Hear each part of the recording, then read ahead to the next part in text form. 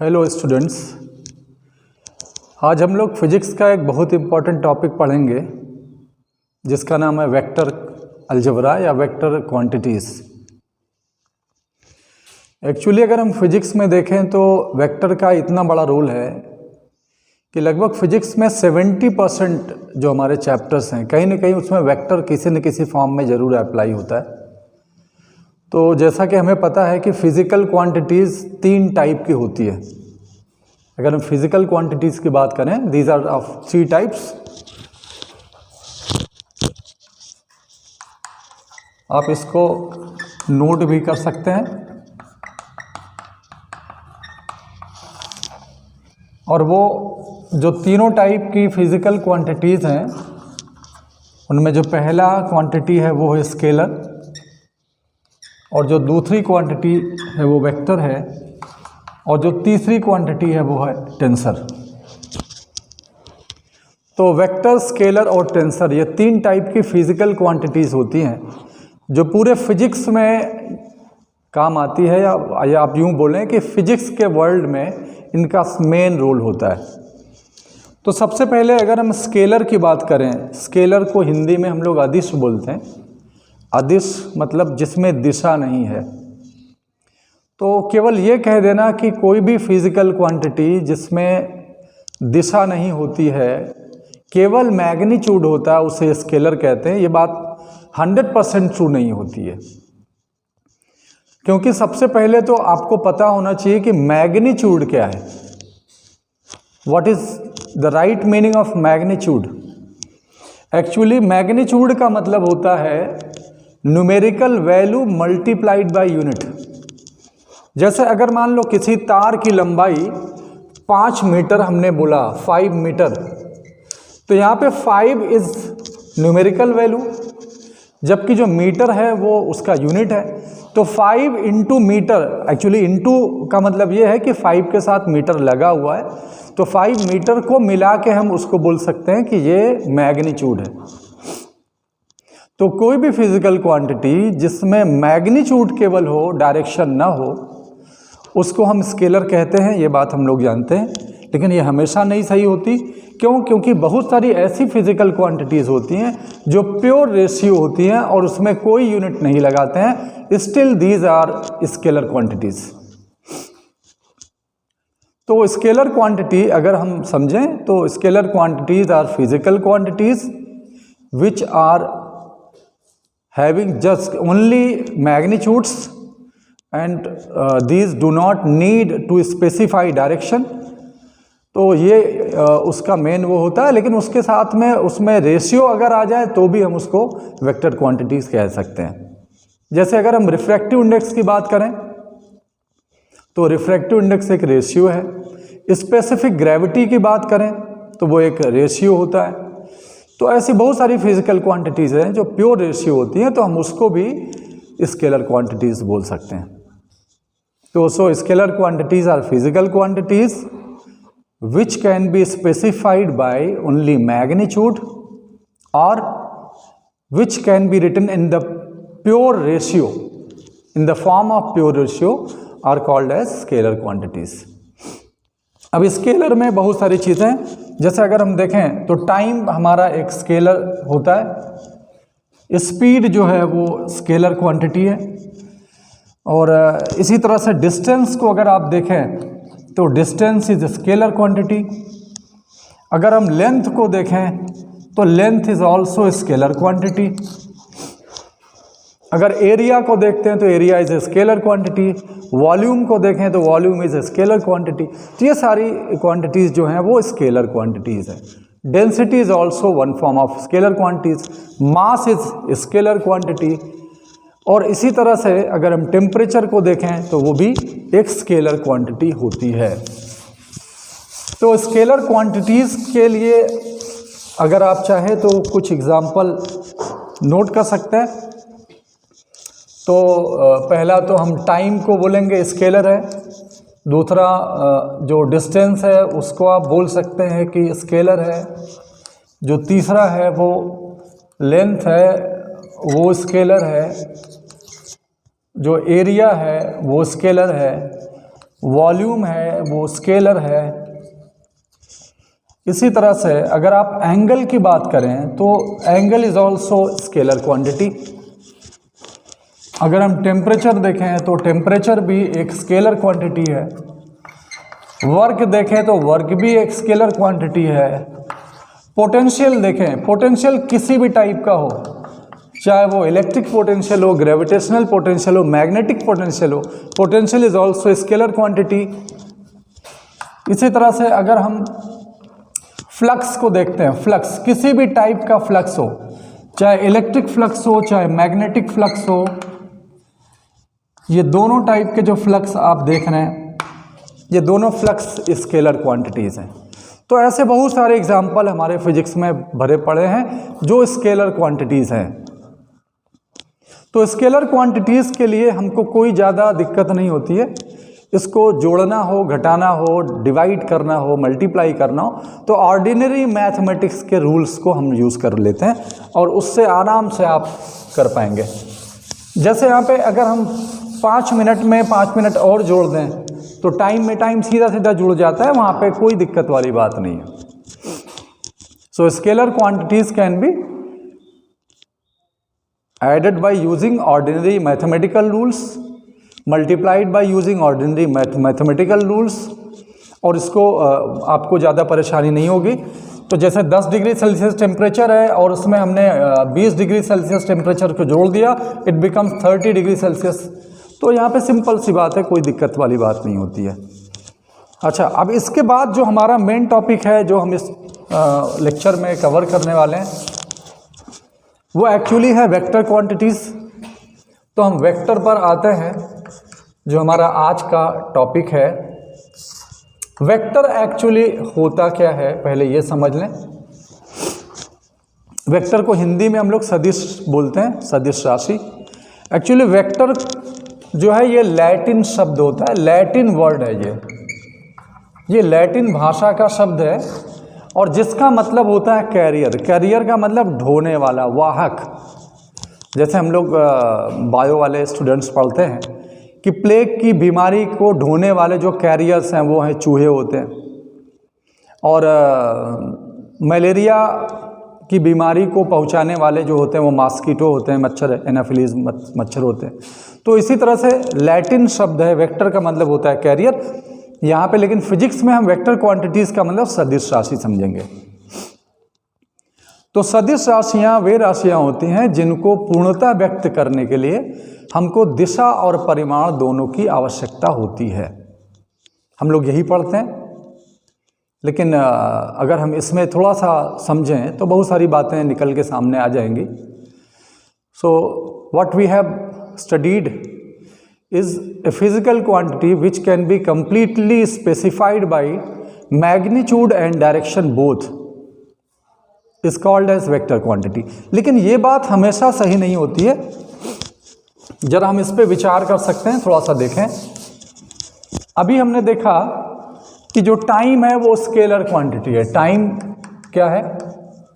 एक scalar quantity, एक अदिश राशि है। जैसे 5 मिनट, 10 घंटा, 20 दिन, 1 साल, 2 साल, 5 साल, टाइम का जो भी यूनिट आप ले लो तो टाइम इज स्केलर क्वांटिटी। तो इसके लिए ये तो स्केलर हो गया, ये हमें पता है। लेकिन वेक्टर की परिभाषा, वेक्टर की डेफिनेशन हम लोग यही याद की है कि वेक्टर वो क्वांटिटीज़ होती हैं जिसमें डायरेक्शन और मैग्नीट्यूड दोनों होता है। तो टाइम के ऊपर ज़रा सोचते हैं। एक्चुअली टाइम में भी मैग्नीट्यूड है प्लस डायरेक्शन भी होता है। डायरेक्शन कैसे होता है? हमको पता है जो टाइम बीत चुका है वो पास्ट है, जो टाइम हमारा चल रहा है दैट इज़ प्रेजेंट, और जो आने वाला टाइम है इट इज़ फ्यूचर।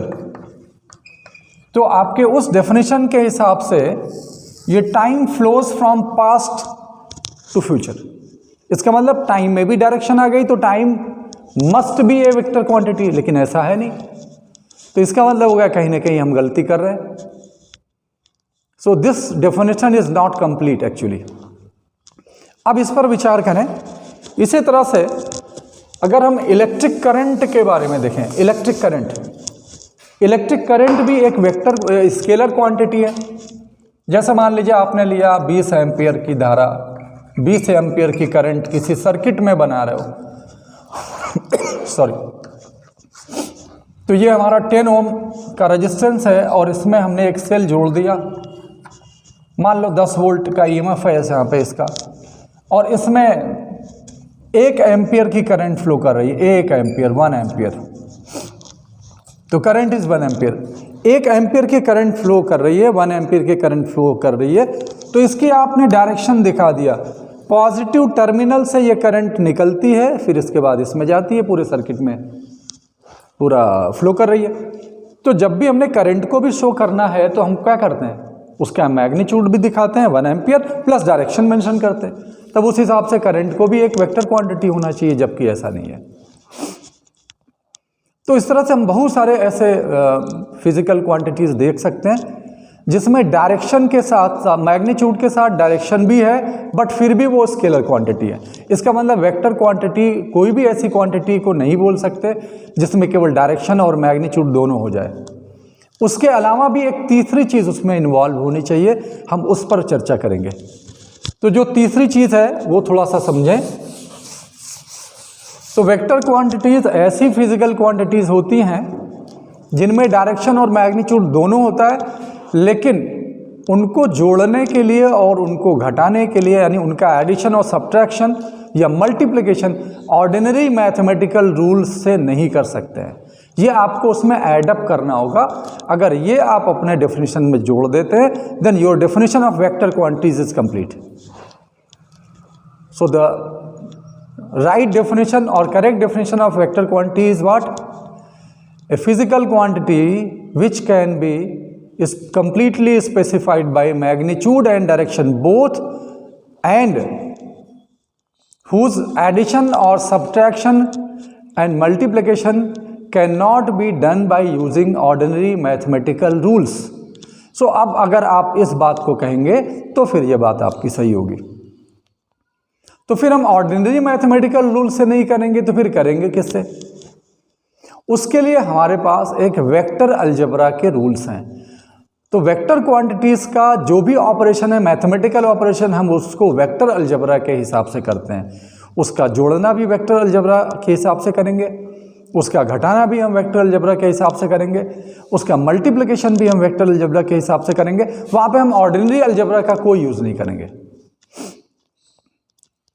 तो इस प्रकार हमने समझा कि वेक्टर क्वांटिटीज़ हम उसको बोलेंगे जिसमें मैग्नीट्यूड भी हो, डायरेक्शन भी हो, प्लस जिनका जोड़ना और घटाना दोनों साधारण गणित से ना हो पाए, ऑर्डिनरी मैथमेटिकल रूल्स को फॉलो ना करे, उसको हम बोलते हैं वेक्टर क्वांटिटीज। राइट? अब जो पहली वेक्टर क्वांटिटी थी, जो फर्स्ट वेक्टर क्वांटिटी, अगर आप बात करें कि कौन सी ऐसी फिजिकल क्वांटिटी थी जिसको साइंटिस्ट लोगों ने पहली वेक्टर क्वांटिटी की तरह यूज़ किया, तो उसका नाम आप दिमाग में रखें, that is called as displacement.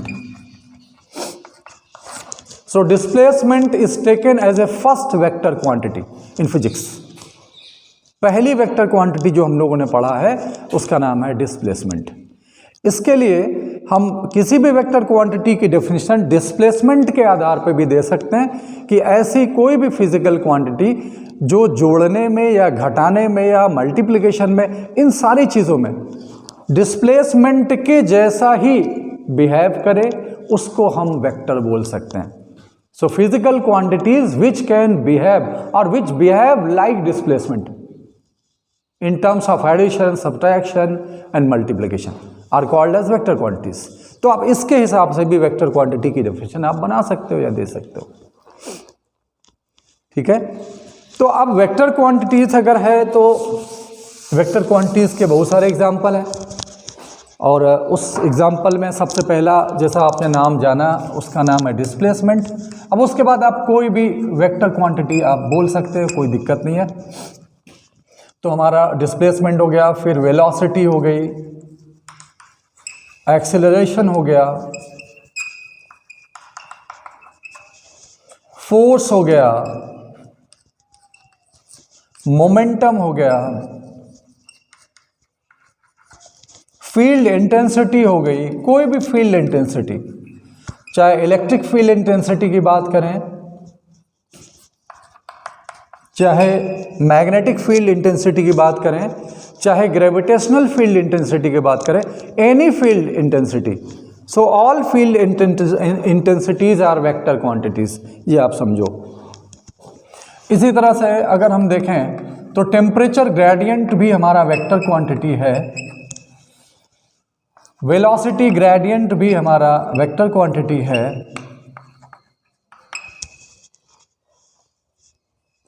तो जहां पे भी ग्रेडियंट वर्ड यूज होता है वो वेक्टर बन जाता है। स्केलर में भी अगर आप ग्रेडियंट वर्ड यूज करते हैं then it becomes vector quantity. Temperature आपको पता है कि टेम्परेचर स्केलर है, लेकिन उसमें अगर हमने ग्रेडियंट वर्ड जोड़ दिया तो वेक्टर बन गया। वेलोसिटी तो फिलहाल वेक्टर है, तो वेलोसिटी ग्रेडियंट भी वेक्टर होगी। अगर ये स्पीड होती हो, स्पीड ग्रेडियंट आप बोलते then also it is a vector quantity. तो कोई भी ऐसी फिजिकल क्वांटिटी जो स्केलर हो और उसके सामने हमने ग्रेडियंट वर्ड यूज किया then it becomes a vector quantity, right. So vector quantities में और बहुत सारे नाम आप गिना सकते हैं, याद कर सकते हैं, कोई दिक्कत वाली बात नहीं है। तो हमारा लेक्चर जैसे जैसे आगे बढ़ता जाएगा हम लोग उन सारी फिजिकल क्वांटिटीज़ को समझते जाएंगे, आगे देखते जाएंगे कि कौन कौन सी फिजिकल क्वांटिटीज़ हैं जो वेक्टर हैं और उनके साथ हम कैसे उनको ट्रीट करें, ये हम सीखेंगे अपने सारे लेक्चर्स में। तो मैं आशा करता हूँ कि आज का जो भी छोटा सा एक टॉपिक था मेरा वो आप लोगों को समझ में आया होगा। अब जो अगला टॉपिक होगा वो हमारा रिप्रेजेंटेशन ऑफ वेक्टर्स पे होगा। वेक्टर को कैसे हम रिप्रेजेंट करेंगे, कैसे लिखते हैं, वो सारी बातें हम आपसे डिस्कस करेंगे। तो अगर ये आपको मेरा वीडियो पसंद आता हो तो इसे लाइक करिए, शेयर करिए और सब्सक्राइब करिए और ऐसे बच्चों तक ज़रूर पहुंचाइए, मेरा रिक्वेस्ट है, जिनको इसकी ज़रूरत है, जो कहीं ना कहीं नहीं पढ़ पा रहे हैं या जिनको कोई भी लेक्चर नहीं मिल पा रहा है या आर्थिक अभाव में या किसी भी टाइप की समस्या के कारण, तो प्लीज़ उनके पास तक आप पहुंचाओ। अभी तो ये लेक्चर मैं अपने कॉलेज में रिकॉर्ड कर रहा हूँ, लेकिन in future I will do it very professionally, तो आगे आने वाले टाइम में शायद हो सकता है। Okay, thanks for being with me.